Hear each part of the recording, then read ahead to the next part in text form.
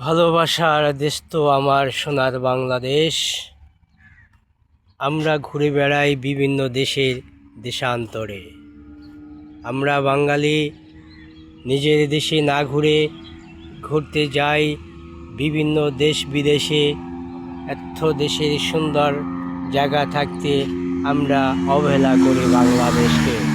প্রিয় ভাই বোনেরা, বাংলাদেশকে অবহেলা নয়, বাংলাদেশকে একটি সুন্দর সাফল্যময় দেশ হিসাবে আমরা সবাই মিলেমিশে চেষ্টা করলে বাংলাদেশ পৃথিবীর দরবারে একটি স্বাবলম্বী দেশ হিসাবে, একটি বিশ্বসেরা দেশ হিসাবে মাথা উঁচু করে দাঁড়াতে পারবে, এটা আমার দৃঢ় বিশ্বাস। বাংলাদেশে এত সুন্দর সুন্দর প্রকৃত জায়গা রয়েছেন, যেই জায়গাগুলো সরকারিভাবে যদি ভালো একটি সিস্টেম করে ভালো একটি কাজের মাধ্যমে আমাদের জনগণকে উপহার দেওয়া যায়, আশা করি সেখান থেকে কিছু অর্থ উপার্জন হলে এই অর্থ দিয়ে সরকার আরেকটি প্রকল্প অথবা আরেকটি কাজ করতে পারবে।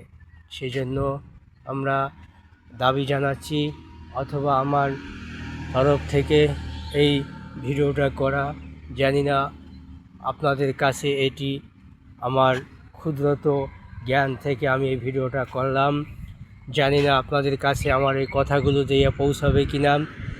যদি পৌঁছে থাকে অবশ্যই আপনারা একটু বিবেচনা করবেন, দেখবেন যে এই জায়গাটিকে কোন পরিবেশে বা কী সিস্টেমে এটিকে তৈরি করা যায়, সেটি আপনাদের কাছে আমার অনুরোধ রইল। যদি আমার কথার মাধ্যমে, আমার ভিডিওর মাধ্যমে যদি কোনো ভুল ত্রুটি হয়ে থাকে, তাহলে আমাকে নিঃস্বার্থে ক্ষমা করে দিবেন। মানুষ মাত্রই ভুল হয়ে থাকে। আমার দৃষ্টিকোণ থেকে আমি মনে করলাম যে না, এটিকে একটি ভালো কাজে উদ্যোগ নেওয়া সম্ভব, বা এটি ব্যবহার করলে বাংলাদেশের জন্য একটি ভালো দিক হবে। সেজন্য আমি ভিডিওটা তৈরি করলাম। যদি ভিডিওটা তৈরি করে পরে যদি কোনো ভুল ত্রুটি হয়ে থাকে, বা যদি কোনো আমার ভিডিওটা তৈরি করার স্বার্থে যদি কোনো ভুল হয়ে থাকে, সেটা অবশ্যই আপনারা কমেন্ট করে জানাবেন। ভুল হলে সেই ভুলগুলো আমি শুধরিয়ে নেব, এবং এই জায়গা ভিডিওর মাধ্যমে তুলে ধরার জন্য যদি কোনো ক্ষতি হয়ে থাকে, সেটাও আপনারা কমেন্ট করে জানাবেন। যদি উপকারিত হয়ে থাকে, সেটাও কমেন্ট করে অবশ্যই জানাবেন। কারণ দেশ আমার একার নয়, দেশ এই 18 কোটি মানুষের, সবার জন্যই এই সোনার বাংলাদেশ। বাংলাদেশ কারো বাপের নয়, বাংলাদেশ কারো বাপের একার সম্পত্তি নয়।